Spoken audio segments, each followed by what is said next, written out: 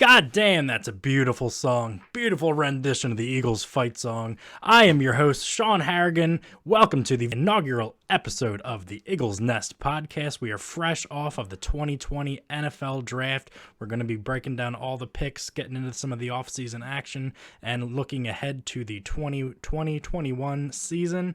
First, I just had to give a plug to the artist that brought us that beautiful rendition of that song. Cousin of mine actually as well, William J. Higgins. You can find his music over at williamjhiggins.com. Make sure you go out, support all his music, and check out everything he's got going on over there. Thank you very much for that beautiful song, Will. And with that, we're going to get into just a little bit of an introduction to the show. So this is going to be, for now, we are in the off season of the NFL season.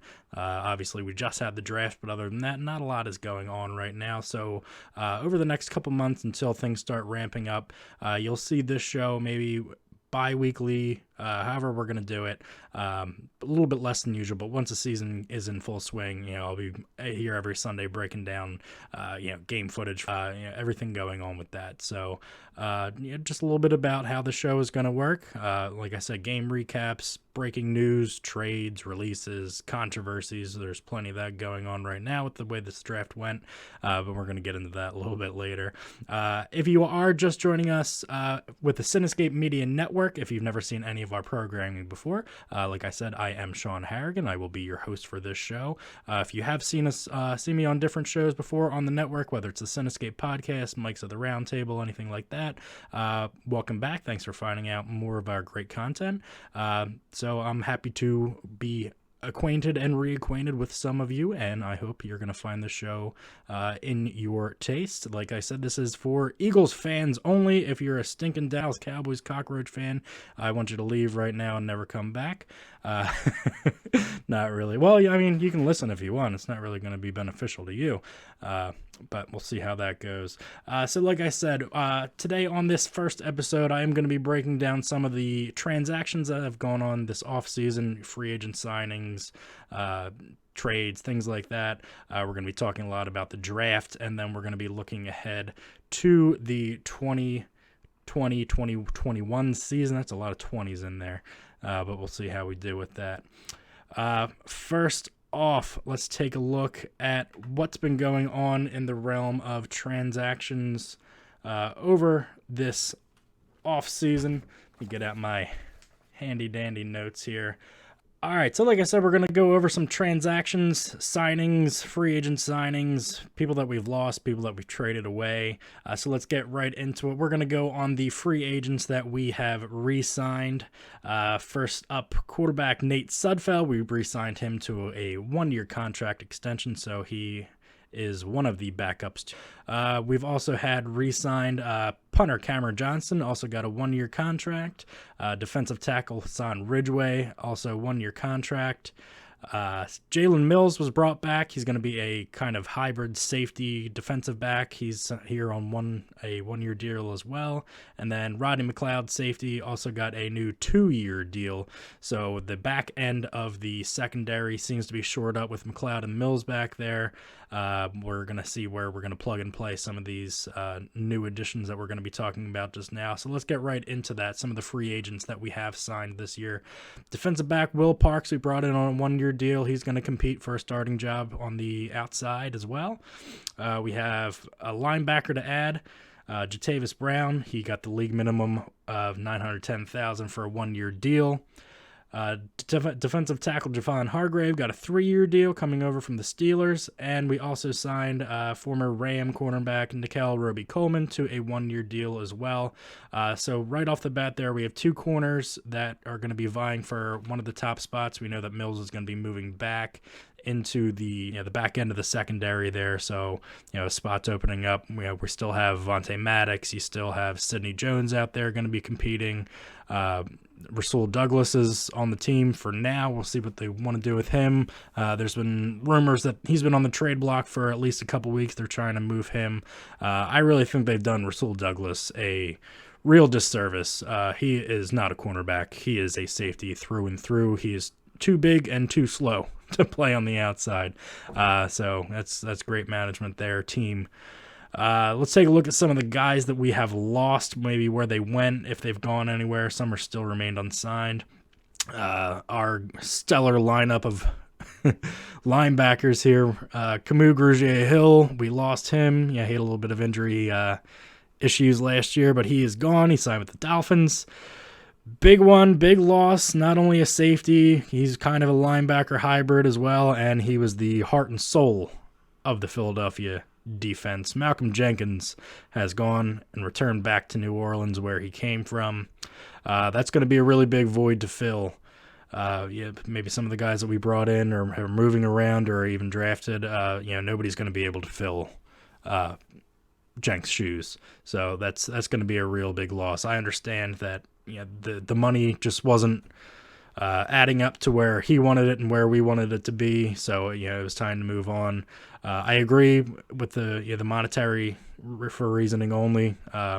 But it's always tough to lose a player. You think back when we lost Brian Dawkins and he went to the Broncos. That was a hole that really still has never been filled. I mean, Malcolm Jenkins, I would say, is definitely still a step down from where Doc was. We'll see what we can do with that. Running back stable has lost one with Jordan Howard. He's also down with the Dolphins. Probably to the joy and the prayers have been answered. Nelson Aguilar is gone. We no longer have to watch him drop balls. We no longer have to watch him try to track balls and totally not go anywhere near where they're going and start blaming lights and other people for his suckiness. So he is gone. He is out in Vegas, not Oakland. He is out in Vegas with the Raiders where they're going to be starting their new life as a new franchise out there. Big V. We lost Big V to the Lions.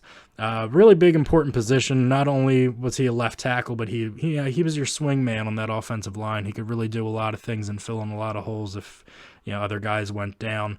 Maybe not the most talented guy in the world, but you look at the Super Bowl year and how he stepped in for Peters and ensured that left side of the lineup. So I think that is going to be one of the bigger pieces that we have lost that we're hopefully not going to be able to see how big of a hole that is, assuming everybody else steps up and does their job and stays healthy. But losing a guy like Big V who can really fill a lot of holes like that is something that you want to avoid if you can. But money talks. So here's where we are. We lost a corner in Ronald Darby. I don't think anybody else is going to be upset about that one either. If you want to throw a deep ball against the Eagles, you know what side of the field to go to. That's all I need to say about that. Defensive tackle Timmy Jernigan is gone. When we first signed him and shored up that defensive front, he and Fletch kind of traded off and really gave quarterbacks a hard time there and offensive linemen. But he was another guy, just couldn't stay healthy. And then, when he did, his production kind of dropped off when he came back. So he's gone. Richard Rodgers, tight end. He's your 12th tight end on the roster. Don't need him. Then we have a bunch of unsigned players currently. We don't know if they're looking at bringing any of these guys back onto the roster, if they're going to be signed anywhere else. Let's go through them.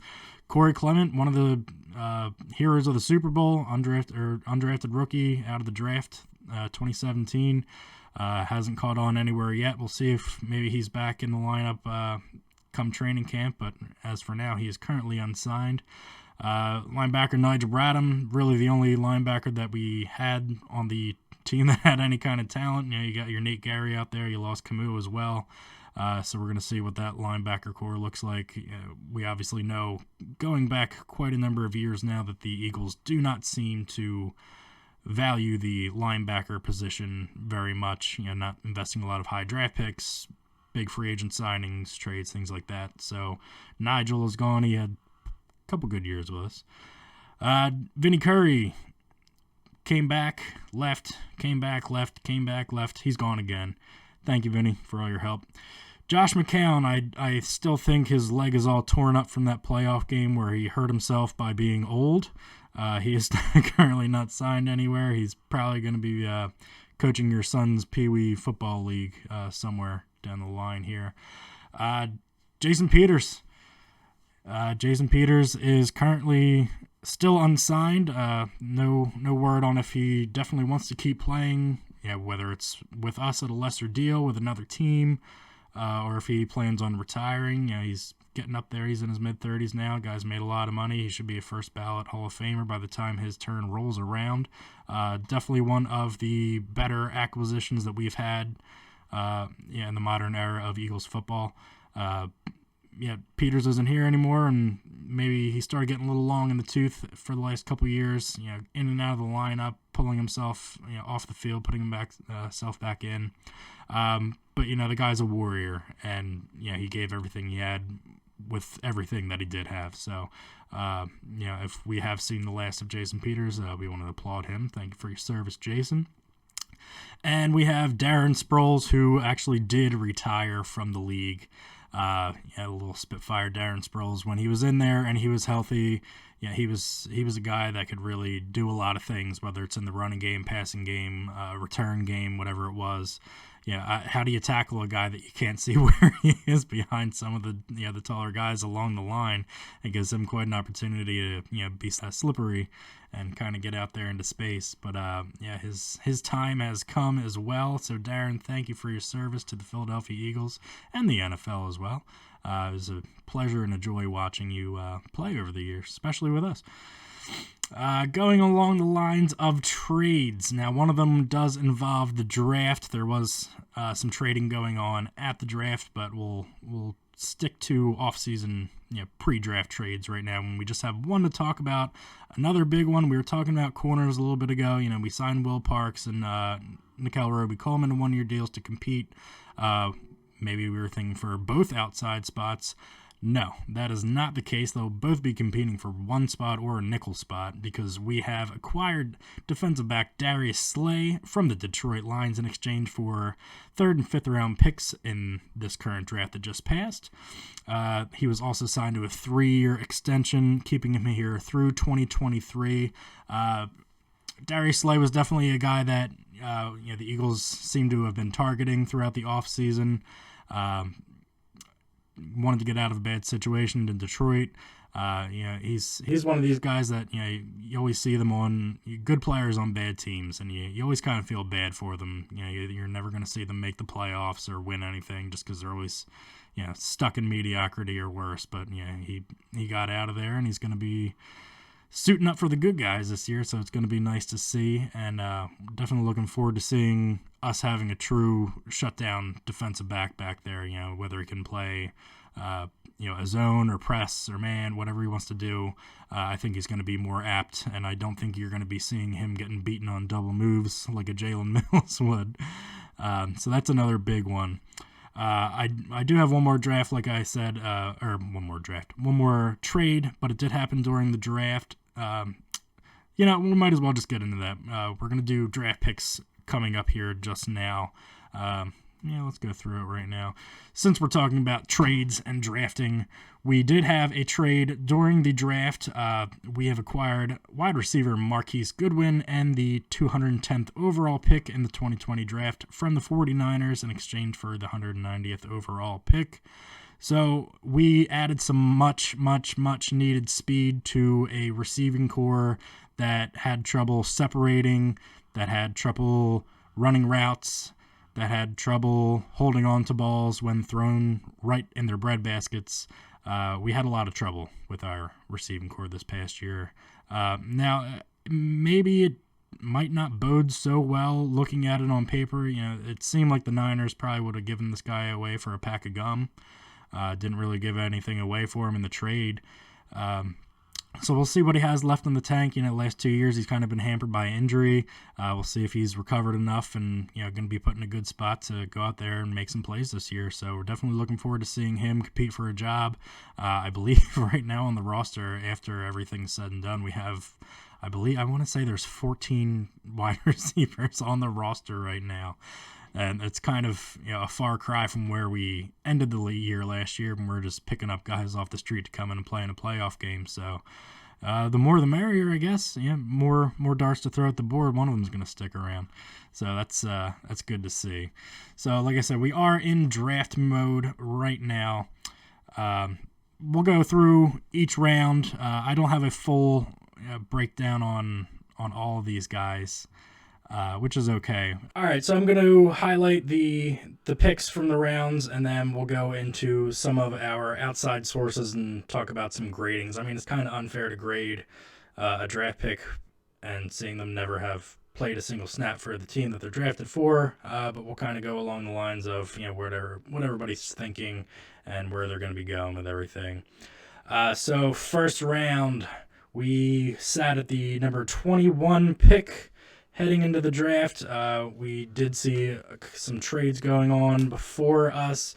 Obviously going in, the consensus pick by the fan base at least was that we wanted to have a stud wide receiver. There was a really, really deep draft class this year for wide receivers, and we wanted one of them. We wanted one of the top ones, and it seemed to be falling into place for us. The first round was filled with, you had a couple really, the top quarterbacks go. You had a lot of offensive tackles go. You had some defensive players going, and then the receivers didn't start going until after pick 10. And you're thinking to yourself, okay, well, I'm going to get one of these guys here. I'm going to get a CD Lamb who might be dropping here, or a Ruggs. The Raiders kind of jumped the shark a little bit. Everybody thought they were in on CD Lamb. They wound up taking Ruggs. And then Jerry Jones, the son of a bitch, snaked us. I think it was a little bit of payback for the Dallas Goedert pick from a couple of years ago. Just ahead of us, he wound up taking CeeDee Lamb, adding to his wide receiving core. He's got Amari Cooper, he's got Michael Gallup, and now he's got CeeDee Lamb on top of Dak and Zeke. So that Cowboys offense is going to be a little bit more challenging next year. If they go 8-8 next year, maybe Jerry should wind up firing himself. But we did eventually get around to number 21, which is going to bring us to our first pick here, Jalen Reagor out of TCU. Now, transparency, a couple of my buddies and I, we were sitting around doing our own version of our virtual watch party for this virtual draft. We were on a video chat conference call. When the pick came in, it was kind of strange because none of us, there were 6 of us on the line, I believe. None of us knew who this guy really was. So we weren't outraged by the pick. We weren't happy with the pick. It was kind of an indifferent feeling. By all accounts, this does seem like a guy that you could have traded back into either the late first round or early second round and still had this guy sitting there being able to take. So if that was the case, you would have been able to pick up another pick, whether second, third round, whatever it may be. This is a little bit of a head scratcher here for Howie. Maybe taking for need in a position where he didn't want to bumble anything by trading back or trading up. We're going to go over some of his comments a little bit later about some of these players that they took in the first couple of rounds here. But it's definitely a head scratcher. If you're taking a second round talent with your first round pick, you got to question what the real motivation is there. A little bit strange. By all accounts, he's a Deshaun Jackson type player in both size and speed. Very similar there coming out of TCU. So it is going to be exciting with the prospect of such a dynamic playmaking ability, player with playmaking ability to be out there flying around and give Carson a little bit of room to open up the field and kind of let it fly, let it rip, and see what happens. So we'll see what happens with that one. Number 2 pick, round 2, pick number 53 is Jalen Hertz, quarterback. That's right, you heard me right, quarterback. Not a wide receiver, not a safety, not a corner, a quarterback. Don't really know what to say about this pick. Actually, I have a lot to say about this pick, but it's not good. I want to break down Jalen Hertz a little bit more, so we're going to continue along. I'm just going to read some of the remaining picks, and then we'll jump back into this pick in a few minutes. Round 3, we had linebacker Davion Taylor coming out of Colorado with the 103rd pick in round 3. Round 4, pick 127, we got a safety, Kayvon Wallace, and he's going to provide some depth back there in the safety spot as well. We'll see how they're going to integrate some of the new additions to that that defensive secondary and see what's going to look like back there. Round 4, pick 145, tackle Jack Driscoll out of Auburn. Never a bad idea to reinvest in your offensive line. Famous guy said, the offensive linemen are the biggest guys on the field because they go up against the biggest guys on the field. So Jack Driscoll's a big guy going up against other big guys. So we'll see how he does. 5th round, pick 168, we have another wide receiver, another speedster, John Hightower, coming out of Boise State. This is another one. Really, he's a burner. Maybe not one of the bigger guys out there, but he's going to be able to stretch the field, and this kind of seems like the theme that we're going with the picks and the trade that we made so far. Really speedy guys. We had 3 picks in the 6th round. We'll start off with pick 196. Sean Bradley, not to be confused with Sean Bradley from the Sixers, but this one's a Temple linebacker, so we desperately need some depth there in the linebacking core. So we'll see if this Sean Bradley is any better at his sport than the basketball playing Sean Bradley was for the other Philadelphia team. 2nd pick in round 6 was pick 200. Quez Watkins, another speedy wide receiver. I'm going to get sick of saying that, I feel. Out of Southern Miss. And then their final pick in the 6th round, pick 210. We have some royalty coming into the locker room here. He's a Nigerian prince Tego Wanoho. I don't know how to pronounce it, but he's also another tackle out of Auburn. I guess him and Driscoll were teammates in college, so why not just draft the whole offensive line from Auburn? We'll get them all in here. Great. And then we ended out the 2020 virtual draft with a defensive end out of Stanford, Casey Toohill, edge rusher, project player, which seems, obviously when you're getting later in these rounds, you're going to see a lot of these project players, fringe guys, hybrid guys. Chances are most of them aren't going to make the roster anyway, but it looks good on paper when you say you filled a need. Aside from the actual players that have been added and subtracted from the roster, we also had a number of coaching changes. Rich Scangarello has been brought in as senior offensive assistant. Press Taylor has been named, this is funny, the passing game coordinator / quarterbacks coach. Notice I didn't say offensive coordinator. I said passing game coordinator because apparently we don't need an offensive coordinator. Matt Burke has been brought in as the run game coordinator / defensive line coach. Okay, sounds good. Marquand Manuel, former, I believe he played for the Falcons if I'm not mistaken. He's been brought in as our new defensive backs coach. Former wide receiver, I believe he played for the Colts. Aaron Moorhead is brought in as our new wide receivers coach. We need a new one of those every year because they seem to be terrible.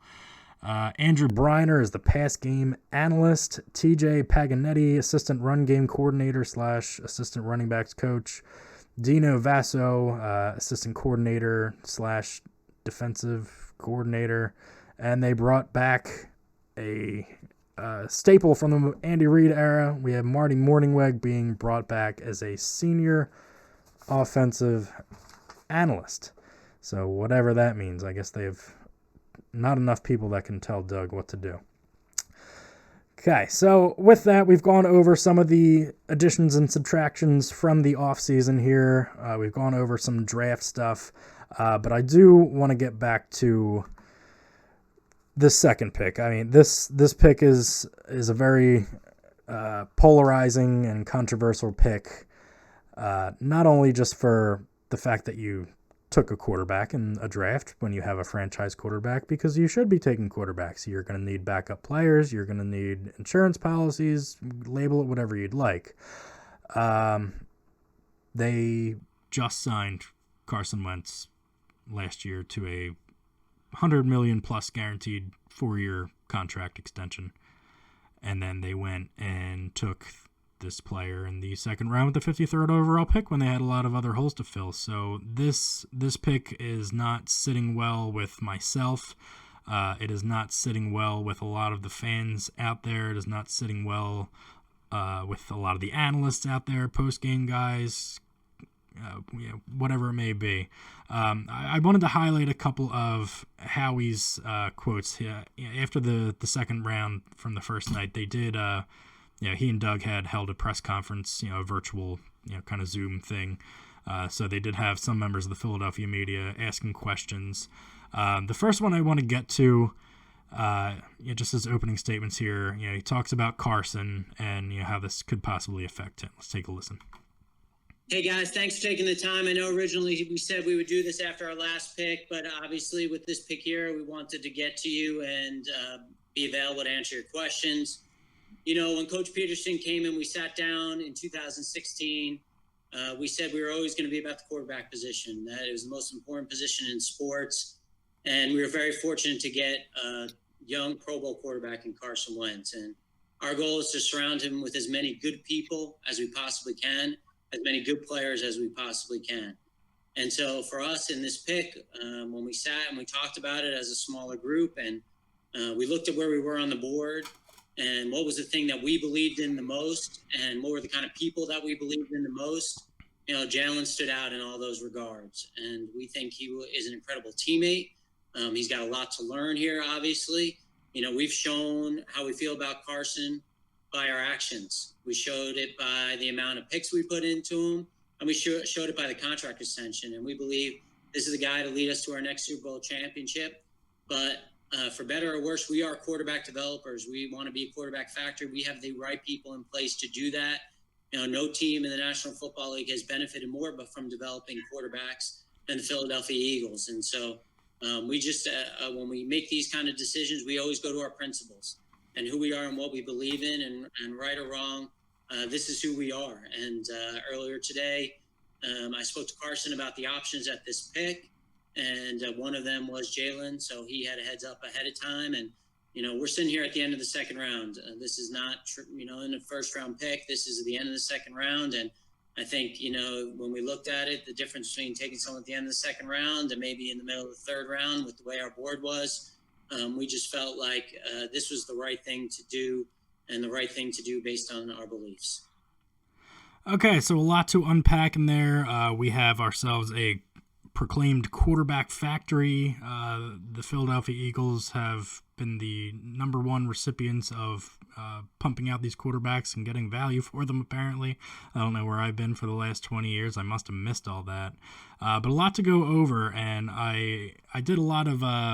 I did some nerdy stuff last night, and I got an Excel spreadsheet going. I wanted to take down this factory. I wanted to debunk this factory. So I'm going to go back not only from Howie's tenure as GM starting in 2010. I'm going to go back to the 2000 season. So I'm going to start from the new millennium, Y2K on. I'm going to go through each draft, talk about where quarterbacks were taken, and how our so-called factory has been beneficial to us. So going back, we did not take a quarterback in the year 2000. That was the year after McNabb was drafted. So let's go to 2001. We took A.J. Feely in the 5th round at pick number 155. He was actually on the team twice. He also played for Miami, St. Louis, San Diego, Carolina. We wound up trading him in 2005 for a 2nd-round pick. Okay. So you got a guy in the 5th round, traded him out for a 2nd-round pick. Okay, great. Howie's absolutely right. But what did we do with that? We took Reggie Brown. Great pick, Reggie Brown. Thank you. No quarterbacks in 02, 03. We're going to go to 04. I'll give you $10 if you can even remember this guy's name. Andy Hall. He was a 6th-round pick at number 185. This was the only team that he played for, if you want to call it that. In 2005, he was allocated to NFL Europe and then played in the Arena League until 2008. Great job at developing your quarterbacks and getting value for them down the line there, Howie. Great job. No quarterbacks taken 05, 06, so let's go up to 07. We have Kevin Cobb taken in the 2nd round at pick number 36. Okay, so this was going to be McNabb's successor.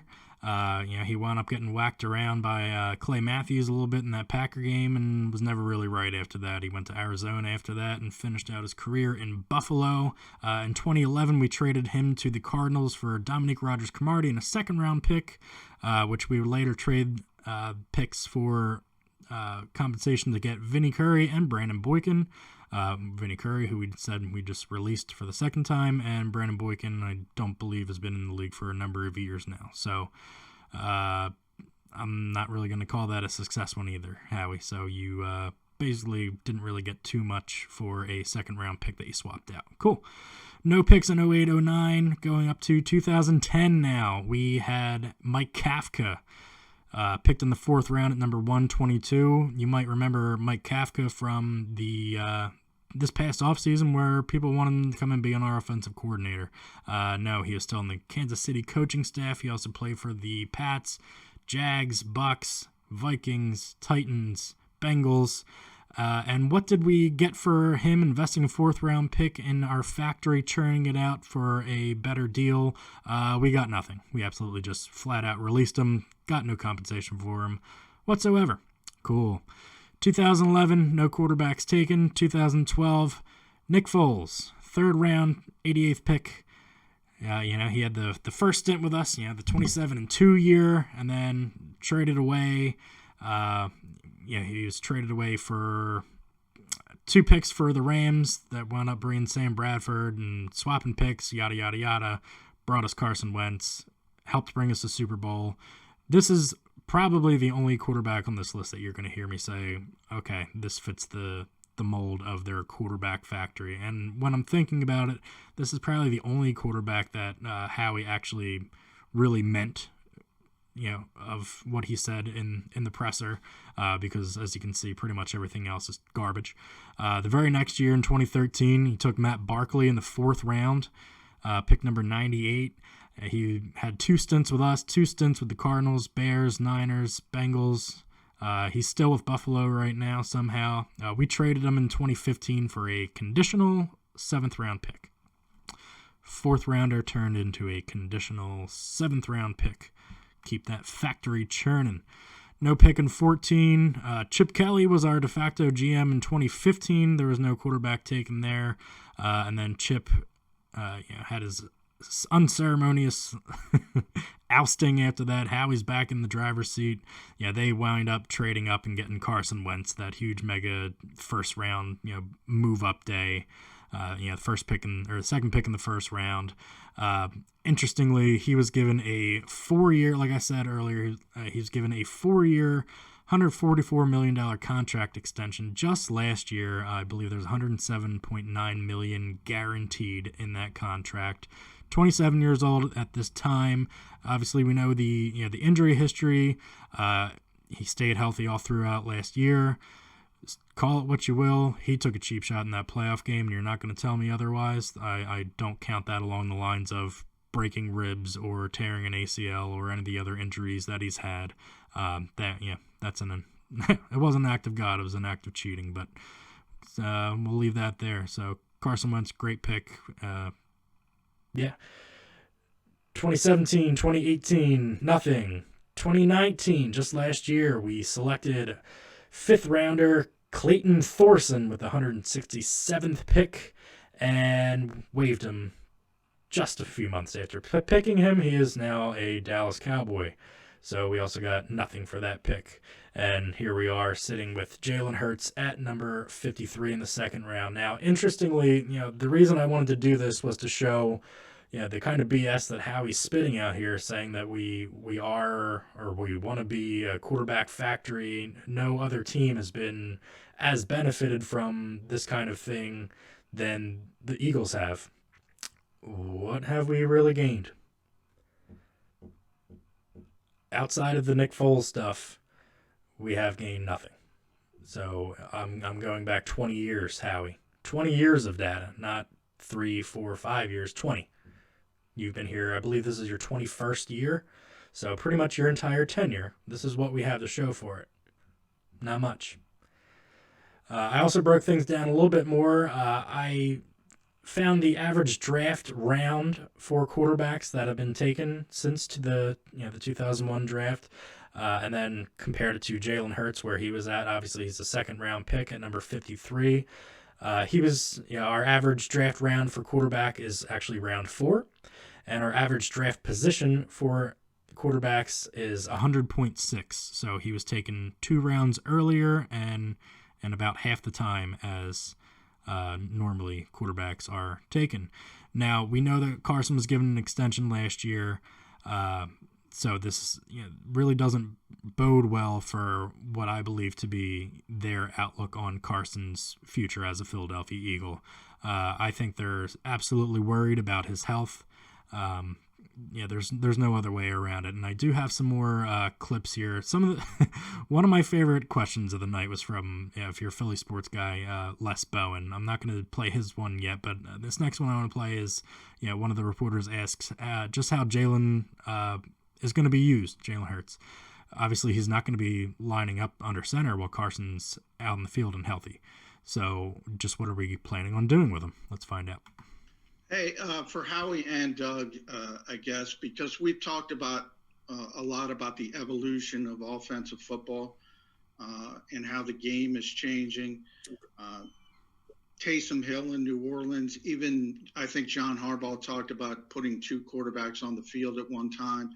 Do you see a unique skill set that will let you open up the offense in any way?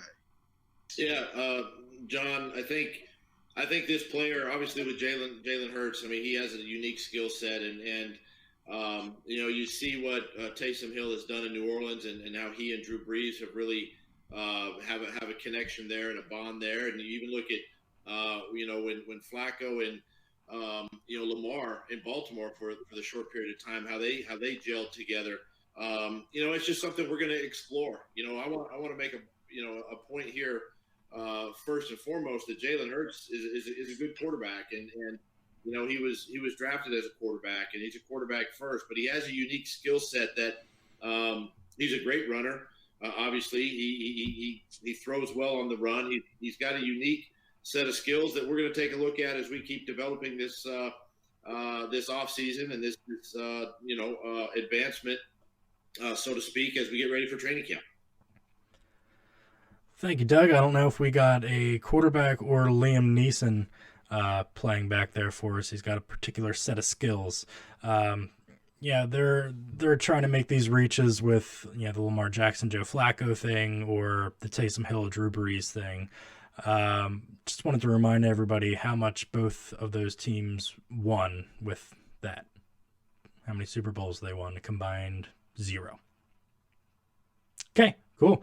Moving on. Howie was also asked about value of draft picks here. Let's hear his answer on that. Yes, Howie. Following up on your opening statement about the value of the pick, you said this is not a first-round pick, but do you go into a draft with the second-round pick with the expectation that player becomes a starter under his rookie contract? And was this a pick you were not willing to sacrifice in trade negotiations last night? Yeah, I think when you talk about it again, there's no team that's got more value from the quarterback positions than the Philadelphia Eagles. And we talked about it, and obviously, that's a factor. Our history is a factor, and that's the most important position in sports. And I don't know where he's getting this information. I mean, we just went over the quarterbacks that he's taken. If you'd like, we can sit down and look at every draft pick that he's ever had. Most of them wouldn't be good. He's traditionally been a absolutely terrible drafter. So the information he's pulling out of his rear end right now is kind of just mind-boggling. I alluded to Les Bowen's question a little bit ago. I want to play that one now. This one's just great. Just enjoy it. Yeah, Howie, you mentioned Nick Foles a minute ago. I think we all know that wasn't a long-term situation that could be comfortable, and that was why Nick Foles was allowed to go elsewhere. It seems like you're kind of setting up the same situation again with a highly regarded quarterback coming in, and every incomplete pass that Carson Wentz throws will be people will be looking at Jalen Hurts. Why do you want to do that? Well, I don't agree with that. I think that Carson's a phenomenal player, and we think Carson's a phenomenal player. And, nobody's going to be looking at a rookie quarterback as somebody who's going to be taking over a Pro Bowl quarterback, a guy who's been on the cusp of winning an MVP. But at the end of the day, I'm just going to go back to who we are and what we believe in. We believe in the quarterback position. We believe, like this guy, that when we saw our board and we looked over the guys that we thought we could pick at this point, the board had kind of gone in a different direction, and we just felt like, we are stewards of the organization. Our job is to make sure that the organization is strong at the positions we believe in. That's O-line and D-line. We put resources into both those positions. We'll continue to put resources into those positions and the quarterback positions. And, again, we'll continue to put weapons around our starting quarterback, our Pro Bowl starting quarterback. But we felt like when we got off this call and we met as a small group, this was the direction we wanted to go, and we felt like this was the right move for the Philadelphia Eagles going forward. I feel like once every offensive series, Carson should just snap the ball, throw it right over to Jalen Hurts standing on the sideline or sitting on the bench and waste it down, because that's what this pick is. It is an absolute waste. He's not going to be out there playing quarterback and taking Carson off the field. Maybe he'll get into the game for a wildcat play here or there. I mean, is that worth a second-round draft pick at number 53? I mean, you had guys out there that you could have traded for and used your first or second-round pick to come in and make an immediate impact, whether it was Minkah Fitzpatrick, whether it was Yannick Ngakoue, whether it was Jalen Ramsey, or more recently, and it seems like you could have had him for a bag of peanuts, with DeAndre Hopkins. Was our first and second round picks that we actually did take, were they worth more than having a DeAndre Hopkins on this receiving core? Because if it is, then Howie's a genius. But if it's not, I mean, I don't know what else to say. When you have your philosophies, that's one thing, and you take things for the way that they present themselves on your draft board. But when you're looking at a guy who isn't going to come in and help you in any real way this coming season, and you spend a second round pick on it, that's an injustice. It's an indictment, and it just shows you for the last 21 years that Howie's been part of our drafting core, that he doesn't know what he's doing. Doesn't belong to be in that position. If he wants to go back to that broom closet he got demoted to while Chip Kelly was here and start, cutting checks to people and doing contract negotiations, that's fine by me. He can pull off a big deal. He can pull off a trade. He can sign a free agent. He can work the books, move money around, back-end contracts, things like that. But when it comes down to drafting and assessing talent to bring onto the roster to improve the roster, Howie Roseman is not the man for this job. He's showed it every year. Every single year. I mean, like I said, if you want to go back and look at every single draft, you're going to find just a ton of dreck out there. You're going to have your receivers taken too high. You're going to have your Marcus Smiths of the world. You're going to have quarterbacks that they brought through their quarterback factory and got nothing for. Nothing. And we're going to stand up here and lie to everybody's face and say that we have benefited the most out of this practice that we've been putting into action for such a long time. It's so beneficial. We've won so many Super Bowls because of it. We've had so many great drafts because of it. We've won so many games because of it. So many division titles because of it. And it's all a lie. Howie Roseman thinks he is smarter than every other GM out there. And he shows it. Like when he said he showed Carson what they thought of him by investing picks in him and signing to a big contract with big money. He also showed them what they thought about him when they drafted Jalen Hertz with a second-round draft pick in this year's draft. Is Howie the right GM for this job? No. No, he is not. He doesn't belong. Like I said, if he wants to negotiate contracts and do some back-end bookkeeping, great. Let him do it. But when it comes to assessing talent, that's going to help this roster win this year. I'm not looking for 5 years down the line. I want this year. I don't want to be complacent. I don't want to have that Super Bowl hangover like we had, where everybody was okay with us not playing well, not doing well. And especially if you're looking at not doing your job well, Howie's known for pulling off the big trades and signing the big free agents. Look at what he did. He hampered us with the Alshon Jeffrey contract that we would be lucky to get out of at this point. He gave big money to Deshaun Jackson, who played one game and got hurt. Howie has crippled us financially, and he has hampered our ability to reinvest in ourselves through the draft for too many years now. And it's time for him to go. It is time for him to go. So moving on from the draft, before we get out of here, obviously with everything going on with the coronavirus, shutting down team facilities, we just had to have the draft held virtually. I mean, we're looking at Mike Vrabel's family, sitting in their basement with somebody who you could clearly see in the reflection of a mirror, with their pants down, sitting on the toilet. So that's where we've come. With our NFL virtual draft. I mean, it was pretty cool. Like I said, we got to, do our video conference call with some people, and it was a lot of fun. But we don't know, when this is all going to end. We don't know if, regular OTAs are going to be occurring as they normally do. I know Sean Payton from the Saints said they're not holding things. He himself had the virus. You have guys like Von Miller has the virus. We don't know if training camp's going to be held. We don't know if the season's even going to start on time, or if they're going to play at all. I mean, there's just too many unknowns right now. But hopefully we can get back to a sense of normalcy sooner than later. We can get back to our lives sooner than later, and we can get back to football sooner than later, because what we had to sit around and wait for as Eagles fans with this draft, and you can say they made some good picks on day 3, but if you're the best drafting team on day 3 and you're holding that in high regard, you're probably going to be the best player on the golf course in the offseason as well.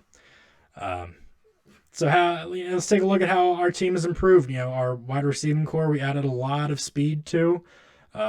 For a group that couldn't get open last year, you got to think that that's at least an upgrade there. Whether or not they can actually catch, we'll have to wait and see.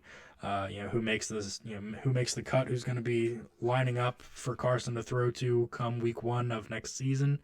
Will they be able to get rid of Alshon? Will Deshaun be back and 100% healthy? Will Arcega-Whiteside be able to catch a ball? There's a lot of unknowns. Going back to our defensive, our defensive players. We lost Jank, we lost some linebackers, we added some depth. I do have a feeling that our secondary is going to be better. Bringing in the free agents that we have, and especially trading for Slay, I think that's going to shore a lot of things up. And if you look at it, I mean, our defense wasn't bad last year. They weren't great, but they weren't letting 30 points a game up. I mean, we lost to Seattle 19-7 twice. You hold a team under 20 points, good chance that you're going to win it as long as you score more than a touchdown. So I really don't think defense was the biggest issue last year. And if anything, I do think that we got better. We may not, maybe a little bit lacking on the edge rushers and the up front play. But the secondary, I feel like is going to hold. If you can. The line, the secondary play off of each other. One benefits when the other one's doing their job, and it goes both ways. It's reciprocal. If receivers can't get open, the quarterback's going to have to hold the ball.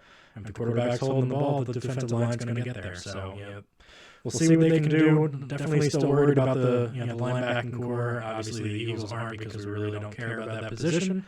But it is what it is. So coming away from everything, I feel like our defensive players are in a better position to succeed right now than our offense has been given. Like I said, that Jalen Hertz pick really hurts, because he could have added another skill guy, or even, it could have been a defensive guy too. He could have added another higher position wide receiver than what we got. There were plenty out there. And you look at the quarterbacks that went a little bit later past us. If we wanted to develop them, we could have done that too. So, yeah, I'm chalking this all up to that they just don't have confidence in Carson staying healthy. They've seen it happen too many times, I guess. But, it is what it is. And that's going to do it for us today. I want to know your guys' thoughts on a lot of the topics that I talked about today. How do you feel about the 2020 draft? How do you feel about some of the picks and us going forward? Is there any other moves that you'd like to see made?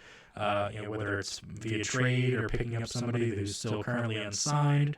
And then, are we going to be able to start the season on time or at all with the virus going on? So there's a lot to, really a lot to unpack with this first episode here, and I definitely want to hear from all you guys. Make sure that you're checking out this show wherever good podcasts can be found, whether it's Apple Podcasts, Google, iHeartRadio, Stitcher, all those good places. We're also available on Cinescape.media. Make sure you go over there and check out all the great shows that are available on the Cinescape Media Network, as well as all of our social media pages. You can find us everywhere at the Iggles Nest. Make sure you subscribe and follow today. And that is going to do it, ladies and gentlemen, for Sean Harrigan, myself. I'll be back with you guys shortly with another episode. Go Birds!